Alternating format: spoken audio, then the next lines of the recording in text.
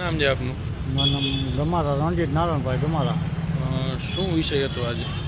હું બાઇકમાં ચાલુ ફોને હતો અને આવતો હતો રામચોકના ધારિયા પાસે. મને સુરેશભાઈ કરીને સાહેબ હતા, એમને રોક્યો અને એને મારું ગાડું ચાલુ ફોન હતો ને એ હિસાબે એને ગાડી મારી ઊભી રખાવી દીધી. એના હિસાબે જ્યારે મારા પાસે પેમેન્ટ નહોતું, પછી મેં એમને કીધું, મેં કીધું હું ઓનલાઈન પેમેન્ટ કરાવી દઉં અને ઓનલાઈન કાં મને મેમો આપી દઉં અને કાં પછી હું પેમેન્ટ દઈ દઉં. તો કે અત્યારે નથી દઈ દે રોકડા. તો અત્યારે રોકડા ત્યારે મારી પાસે હતા નહીં, ખીચાની અંદર 150 રૂપિયા જેવું જ પડ્યું હતું. એટલે મેં એને કીધું કે ઓનલાઈન મેમો દઈ દઉં, હું આરટીઓ જઈને ભરી આવીશ. તો એને ના પાડી કે ઓનલાઈન નહીં થાય અને તારી ગાડી ડિટેન કરવામાં આવે ને એને મારી ગાડી ડિટેન કરી નાખીને એને મને મેમો આપી દીધો.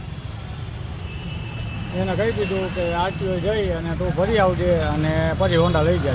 હા, સુરેશભાઈ સાહેબ પહોંચ્યા હતા, સુરેશભાઈ છેયા કરીને એમની સરનેમ, અને ટીઆરબી વાળા હતા. એમને બે રોક્યા અને ટીઆરબી વાળો બાઇક હાંકીને મારું અહીંયા એ ડિવિઝન સુધી રહીને આવ્યો ટીઆરબી વાળો.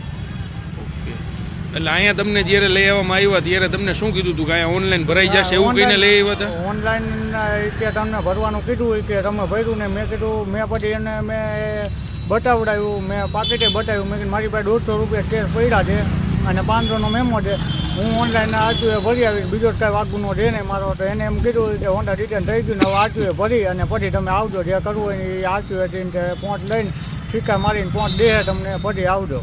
અને પછી હું વળી સામે ખુરશી પડી છે, ખુરશી ઉપર બેઠો હતો.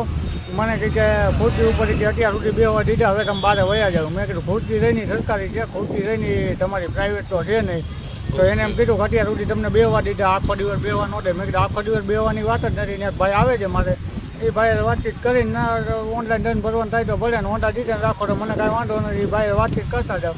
તો કે અમારે નીકળવું છે ને હવે કે અમે ખુરશી રહી જાય કે કાંઈ વાંધો નહીં, જે હોય ને પછી હું અહીં બહાર આવીને જેનો ઊભો હોઉં.